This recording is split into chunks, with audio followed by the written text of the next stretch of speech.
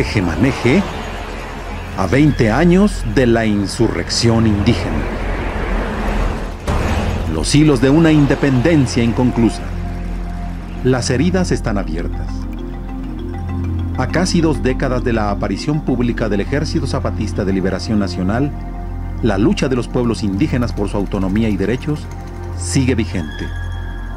La insurrección armada del Ejército Zapatista en enero de 1994 reivindicó las históricas demandas indígenas y sacudió al sistema político dominado por el PRI.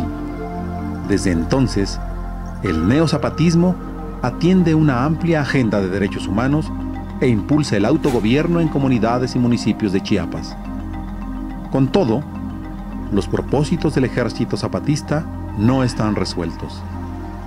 Las ansiadas reformas constitucionales sobre derechos indígenas no han llegado y la política nacional sigue olvidando a sus comunidades. Estos son los aprendizajes y las cuentas pendientes del movimiento que cimbró a la sociedad mexicana. Hoy nos acompaña Raúl Vera, obispo de Saltillo. Fue miembro de la Comisión Episcopal para la Paz en Chiapas después del levantamiento zapatista en 1994.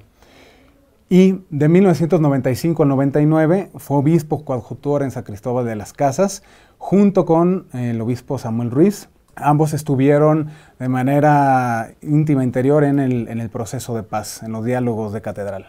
Nos acompaña también el senador Manuel Camacho Solís, ex secretario de Relaciones Exteriores. Fue comisionado para la paz en Chiapas por parte del gobierno mexicano. Y ambos sin duda son actores fundamentales, conocedores desde dentro del proceso de paz y diálogo entre el Ejército Zapatista y el gobierno federal. Muchas gracias por acompañarnos. Estamos próximos en enero de cumplir 20 años del levantamiento zapatista del 1994 y quisiera, si me permiten, arrancar con una pregunta, don Manuel, sobre ese tiempo, hace 20 años, ¿cuáles fueron las instrucciones, cuál fue su papel, en qué condiciones se dieron las negociaciones de paz, cuáles fueron los acuerdos cumplidos, cuáles los compromisos fallidos, en fin, que nos pueda contextualizar un poco qué sucedió hace 20 años? Pues yo lo que diría es lo siguiente. Hace 20 años estábamos en un discurso nacional y mundial en el que México era el ejemplo de las reformas de mercado exitosas, que México iba a pasar al primer mundo y se acababa de aprobar el Tratado de Libre Comercio. Y en esa euforia y con todos los medios del mundo aplaudiendo lo que hacía México, se da el levantamiento zapatista, semanas después, porque era lo último que la gente podía esperarse. Se habían creado tantas expectativas a favor que algo que iba en contra lo negó. Entonces se plantea la entrada de este movimiento un dilema para el régimen, para el presidente Salinas en esa época. La posición que era la posición de la enorme mayoría del gobierno era, pues, repriman, detengan, acaben, ¿verdad? La reacción de siempre de un régimen autoritario. Y yo no estuve de acuerdo, porque a mí me había tocado vivir el temblor, el CEO, todos los movimientos sociales previos de las últimas décadas, y sabía que eso a lo único que iba a llevar es a más derramamientos de sangre. Entonces yo me opuse, y yo dije, no, aquí hay que encontrar otra vía. Al principio no prosperó mi posición, pero 10 días después las circunstancias fueron mostrando que el asunto era de mayor complejidad. En ese entonces, Carlos Salinas de Gortari sí lo escuchó. Digamos que estamos... Al principio no. Y cuando esto ocurrió se dio en condiciones extremas, porque yo le presenté mi renuncia como secretario de Relaciones Exteriores y prácticamente le dije que o cambiaba la línea o yo me iba a la calle con la gente. ¿Sí lo dejó ejercer esa negociación de forma libre? ¿Sí lo apoyó? Una vez que ya se dio esto, la ejercí con enorme libertad. Yo me reunía con los obispos con mucha frecuencia. Adolfo Suárez era el presidente en ese momento y era parte, y me reunía con los principales empresarios y con los dueños de los medios. Es decir, si no incluías a todos esos grupos, la función mediadora no funcionaba, porque todo el mundo estaba echándole gasolina al fuego. Y también tenías que hacerlo con los grupos de San Cristóbal, porque los coletos se empezaron a endurecer y pensaban que las negociaciones eran contraproducentes, entonces empezaron a crear un clima muy adverso al obispo. No solo era convencer entonces a Salinas, sino al régimen completo de que había que hacer al algo régimen distinto. completo y a las fuerzas locales, que pues ahí la tensión era enorme. Bueno, la iglesia, porque uno de los centros también de ataque fue al principio don Samuel Ruiz, como mediador casi natural del conflicto desde el inicio. ¿Cómo lo vivió la iglesia en ese entonces, la iglesia católica? Bueno, allí don Adolfo Suárez tomó una decisión muy pertinente, muy atinada. Yo propongo que se haga una comisión de obispos como coadyuvancia, no decía solo de don Samuel, a los 3 obispos de Chiapas, al obispo de San Cristóbal, al obispo de Tuxtla y al obispo de la zona del Soconusco, de Tapachula. Entonces, yo quedé en esa comisión, porque el señor Suárez dijo, el señor Vera está en una zona también violenta, entonces que el señor Vera quede en la comisión. Entonces, desde el principio, yo pertenecí a la comisión del episcopado para coadyuvar a una comisión a la paz en Chiapas.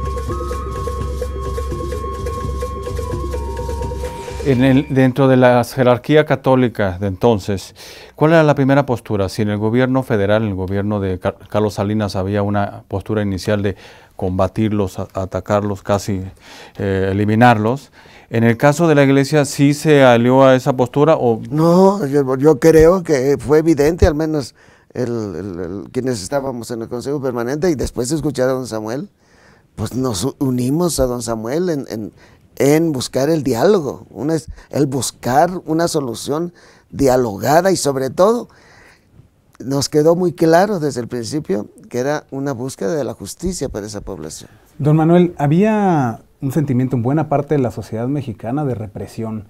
¿Cómo fue, qué estrategia siguió, qué estrategia de negociación, incluso social, y qué tanto la iglesia de esa base social permitió que no se diera esa represión? Bueno, es que ya había habido violencia, o sea, los ejércitos zapatistas atacó al ejército, atacó un cuartel que está cerca de San Cristóbal, en Rancho Nuevo. Entonces, de ahí vino una reacción militar del ejército y entraron también por la parte de Tabasco. Entonces, había guerra, o sea, no era un poquito de violencia, un poco de represión, era ya una guerra. Entonces, lo más importante era parar la guerra. Entonces, ¿qué fue lo que nosotros hicimos? Lo primero que hicimos fue una declaratoria de cese de hostilidades. ¿Por qué? Porque si el gobierno no tomaba esa decisión, no era posible pararlo. Y los cálculos militares eran que en 15 días se podía acabar con el movimiento. Pero mi consideración es que esos 15 días iban a destruir todo. O sea, sí era posible quizá militarmente, pero socialmente y políticamente iba a ser un desastre.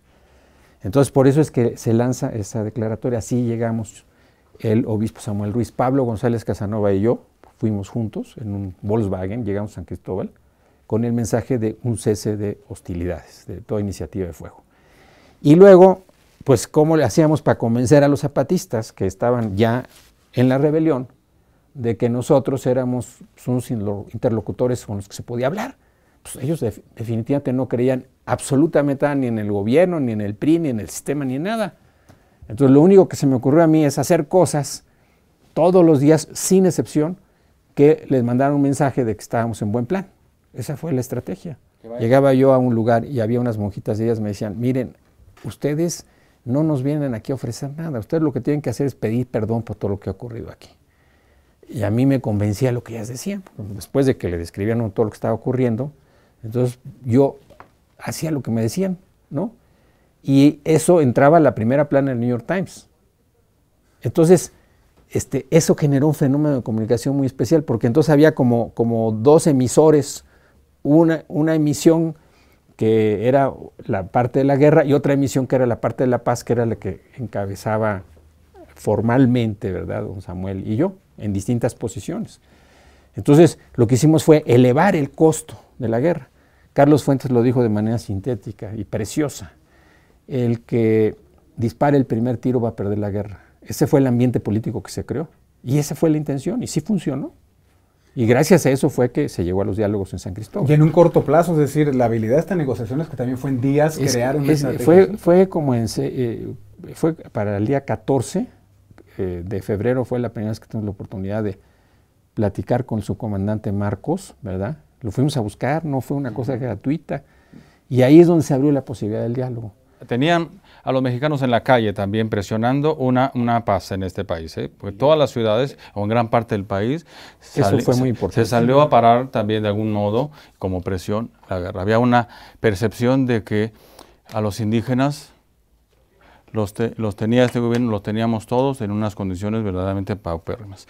Antes de que pasemos, si nos permite, Raúl, a esto de cuál es el indígena de entonces y cómo está el indígena hoy, a ver si ha habido un avance o no en términos de derechos humanos en todos, me gustaría nada más cerrar de las promesas de lo que se acordó de aquel entonces y lo que vino después con el movimiento zapatista. ¿Cuáles se cumplieron? ¿Cuáles quedaron en el tintero? ¿Cuáles no? Mi impresión es de que nos quedamos muy cortos, que había habido la oportunidad de hacer algo mucho más profundo, que se debieron haber firmado esos acuerdos de San Andrés, que eso fue posterior, pero que se había reformado la Constitución, y creo que esos reequilibramientos políticos mayores no se terminaron de dar.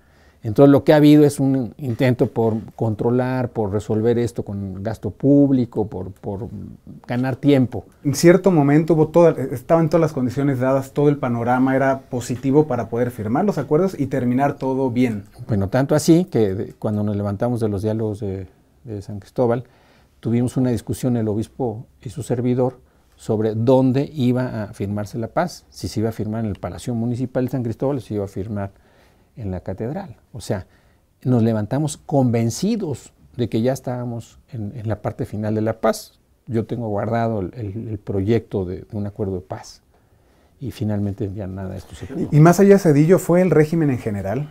Es decir, hubo fuerzas más allá del presidente que no quisieron... Este es un régimen muy duro, son intereses muy duros.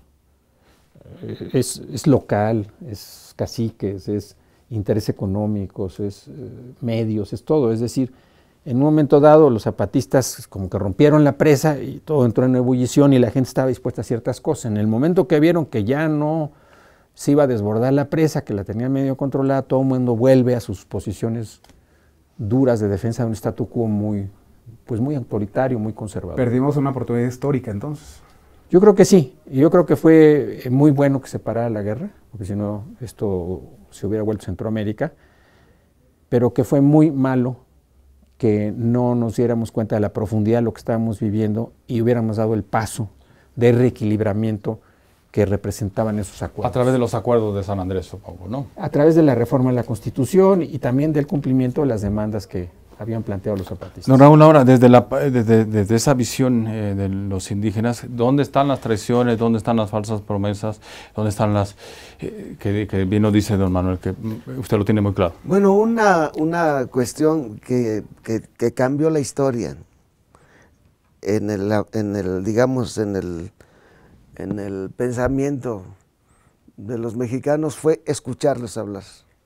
Cuando los hermanos empezaron a hablar y dijeron: no queremos tomar el poder, queremos nuestra dignidad, queremos la justicia, queremos que nos dejen vivir como queremos, como debemos vivir.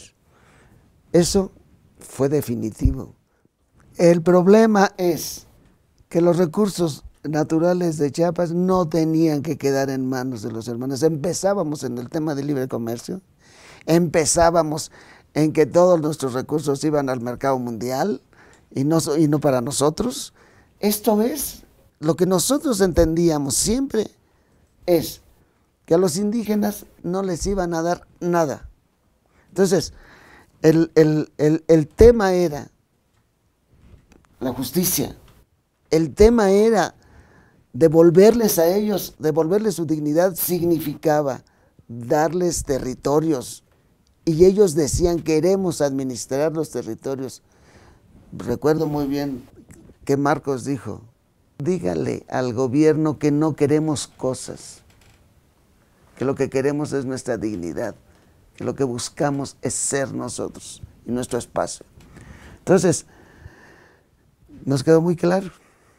Aquí viene que el gobierno usó un doble lenguaje, porque ya estaban los diálogos de San Andrés y empezaba la estrategia contrainsurgente, que era la guerra de baja intensidad, de preparar paramilitares para enfrentar a la población civil. Yo tenía 7 meses allí cuando fui a visitar la zona norte, poblada de paramilitares, Paz y Justicia famosa. Entonces, el doble discurso fue característico porque nunca cesó el gobierno de utilizar la solución de la fuerza, nunca.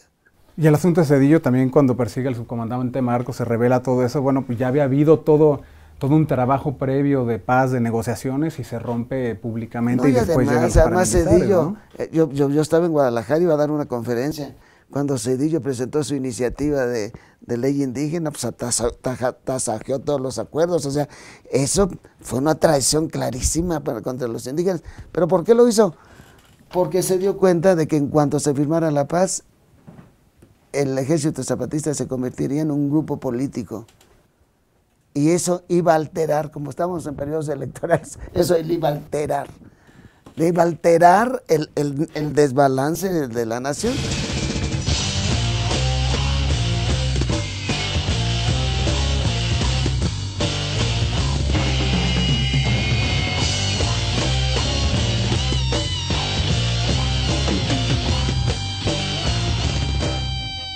Veinte años después, para sintetizar, digamos, si vale, si se puede, ¿son los mismos indígenas del 94 que los de hoy? Los de Chiapas no. Los de Chiapas hoy están mucho más avanzados. Los indígenas no han cesado de caminar. El proceso de la autonomía sigue acá adelante. Jamás. Ahorita tienen la famosa escuela, la escuela zapatista. No han dejado. Los hermanos han seguido creciendo. El proceso indígena ya no se para. Ya no se para. ¿Es optimista, don Raúl, entonces? No. Es que dense cuenta que hoy, y yo estoy en el norte, hoy todo México es Chiapas. Lo que era Chiapas hace unos años, hoy lo es todo el país. No nada más es Chiapas. Se logró permear a todas las comunidades indígenas del país. Y además estoy hablando de la pobreza, de la desigualdad, de la violación a los derechos humanos.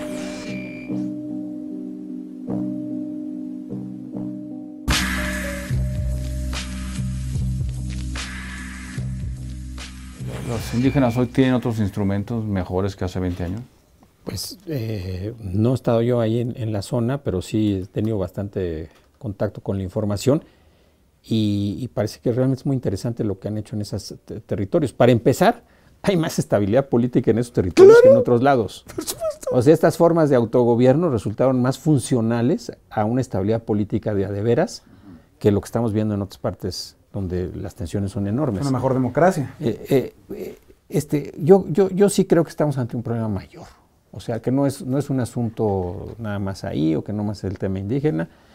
Y sí creo que en el fondo sigue presentándose el dilema de si estos problemas se van a resolver nada más con la fuerza o si se necesitan soluciones políticas, sociales y económicas de mayor profundidad. Que es lo de hoy. Hoy está el ejército en las calles. Hoy hay... La fuerza no es suficiente y muchas veces contraproducente. Entonces tenemos que encontrar otros caminos. Y una parte de la estabilidad en el país, pienso, será la recuperación de la misma estabilidad en base a otras formas de gobierno, en donde, por ejemplo, el cuarto nivel de gobierno, que la gente no le entiende, que nunca lo quisieron aceptar. Puede ser la solución. O sea, finalmente, ¿para qué necesitamos unos presidentes municipales que ni gobiernan, que se roban los presupuestos, etcétera? Si esas comunidades se pueden gobernar de otra manera y puede haber armonía entre ese gobierno y otros. Claro, no van a aceptar que se vayan a sacar sus recursos naturales, los van a defender. Pero esos son los equilibrios nuevos que necesita el país. Pues habría que estar volteando, don Raúl, ya a la experiencia de las comunidades indígenas de hace 20 años a la fecha, todo lo que han logrado. Es decir. Pero es que dense cuenta cómo están dejando la Constitución. Ahorita estamos con el tema de la reforma energética. Ya pasamos por el trago amargo de la reforma laboral. El día de hoy, ya, así como los indígenas hace unos años pidieron una ley que les hiciera justicia, hoy la Constitución la tenemos que rehacer de nuevo para que nos haga justicia a nosotros. El día de hoy, el modelo zapatista de estar construyendo una ley que responda verdaderamente a los requerimientos del pueblo en diálogo con ellos, es el modelo que necesitamos hoy en todo el país para reconstruir nuestra Constitución, que la han desarmado y la han despojado para entregarle los recursos al capital extranjero, por amor de Dios. Les pregunto a los dos, ¿qué ofrece entonces hoy la clase política a los indígenas, don Manuel?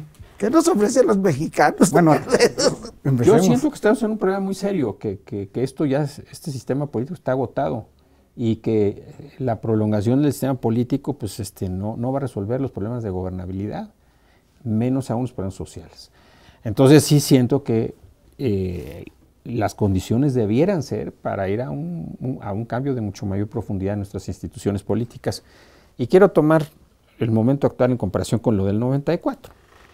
En el 94 yo decía que parte del problema fue que se vendió la idea de que con el TLC todo iba a cambiar y que íbamos a ir al primer mundo, etc. Y de repente aparecieron estas realidades y pusieron un poco en cuestión el discurso y también representaron un golpe fuerte a la estabilidad política en ese momento.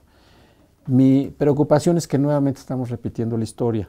Es decir, hoy están diciendo el gobierno que si se reforma la Constitución para abrir el petróleo y la electricidad al capital externo, vamos a tener empleos, vamos a tener todo. Es el discurso de Salinas hoy. Es la repetición calcada de lo mismo.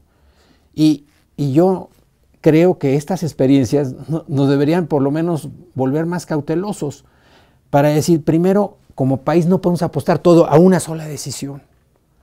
Segundo, no podemos apostar a que el capital externo va a venir y nos va a resolver los problemas del país, que porque se lleven más petróleo y más gas, con eso todo lo demás se va a arreglar. Pues no se va a arreglar. Entonces, ese es el momento de plantearnos dos cosas en serio. Uno, que una modernización acelerada que no va acompañada de inclusión social es una modernización que va a fracasar. Y segundo, que nuestras instituciones políticas no están siendo capaces de gobernar el país, como está a la vista en Michoacán, como está en todo el país, como está pasando por todos lados, y que por lo tanto tenemos que plantearnos la necesidad de reformar esas instituciones y lo tenemos que hacer con mucha imaginación, pero a partir de estas realidades duras que estamos viviendo. El modelo de la experiencia que han vivido los pueblos autónomos zapatistas. Yo no diría que a partir que vamos a imponer el modelo zapatista a nivel nacional, yo no estaría de acuerdo. No. Pero sí creo que para el gobierno de las comunidades, una mayor dosis de autonomía y el respeto a esas comunidades y el cuidado de esos recursos naturales puede ser una forma mucho más avanzada de convivencia que lo que hoy tenemos. Y sinceramente, yo como veo la vuelta al PRI, bien refinaditos, más ambiciosos, más codiciosos, por amor de Dios.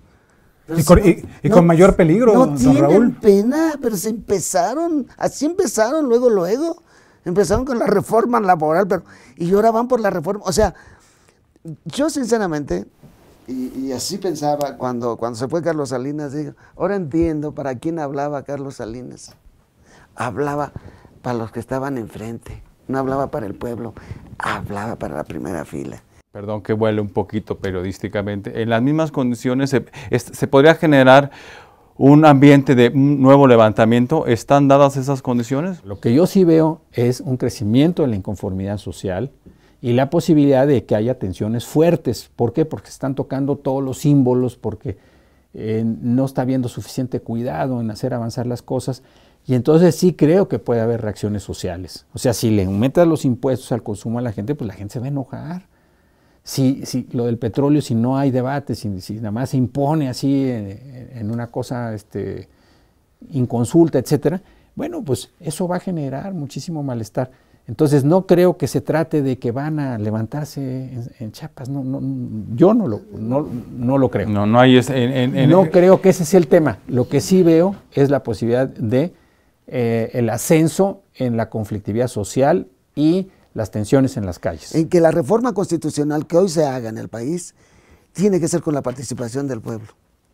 Hoy urge retomar de nuevo que el pueblo, de la misma manera que los zapatistas retomaron su lugar, ellos quisieron tomar su lugar en el país, no para dominar al país, sino para apoyar, para digamos, proveer al país de su riqueza. Esto está claro, don Samuel lo decía, ellos saben lo que le pueden dar al país, no iban por poder.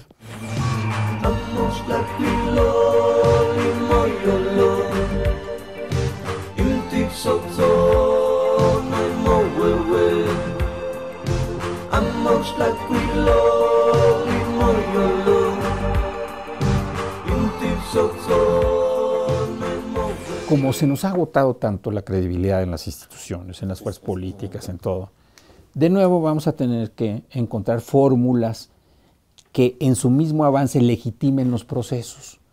Porque si pensamos que en un acuerdo cupular en una mesa vamos a resolver estas cosas, no lo vamos a lograr. Está a la vista que no va a ser posible. Entonces, por ejemplo, hoy tenemos el tema del petróleo, que es un tema de la mayor importancia. Entonces, por eso nosotros, yo en lo particular, he propuesto que llevemos el tema de la reforma constitucional a un referéndum.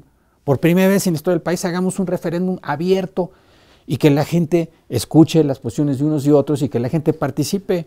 Vamos encontrando vías de participación diferentes. Perdón, don Manuel, perdón. Hoy más que nunca hay una debilidad de las instituciones frente al resto de quienes formamos parte del Estado. Es decir, ¿cómo va a suceder eso? Bueno, yo creo, sinceramente, y no es exclusivo de México, hay una degradación terrible en la clase política.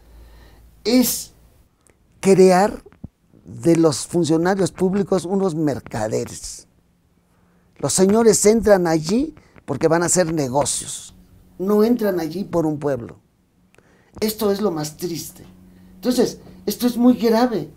Cuando tú hablas de que hay que hacer algo con imaginación y creatividad, es que lo tenemos que hacer con todos los ciudadanos. Entonces, un segundo camino sería, bueno, ahora, ¿qué quieres? Así, en el diálogo con los zapatistas se hizo esto. ¿Qué es lo que quieren de su ley?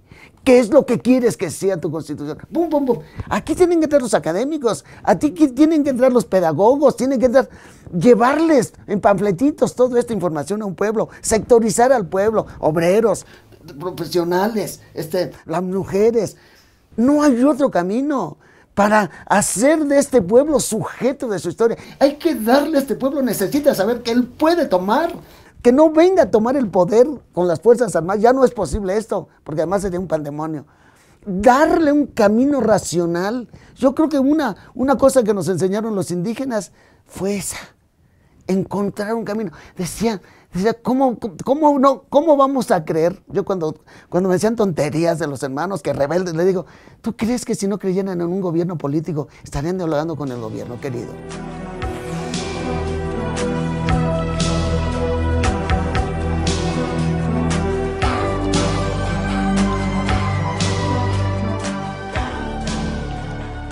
Es decir, hay veces que ya la gente se cansa. Esto ha pasado en Brasil, ha pasado en Medio Oriente, etcétera, etcétera.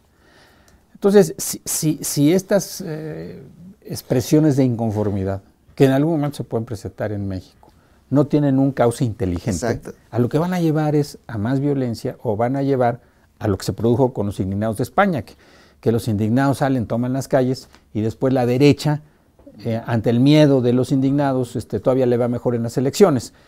Pero yo sí creo que hay que establecer otro tipo de conexiones entre la sociedad y la política, y que en efecto el entramado institucional y muchos de los liderazgos institucionales, como están, no dan para esto. Entonces, o somos nosotros capaces de abrir esto inteligentemente, pacíficamente, etcétera, o vamos a vivir lo que ya vivimos. O sea, estos 20 años no son de éxito nacional, es decir, lo que está pasando en muchas partes del país son terribles. Eso le decía, o sea, las condiciones son peores. No es una amenaza de lo que venga, es lo que ya está ocurriendo, lo que ya ha ocurrido.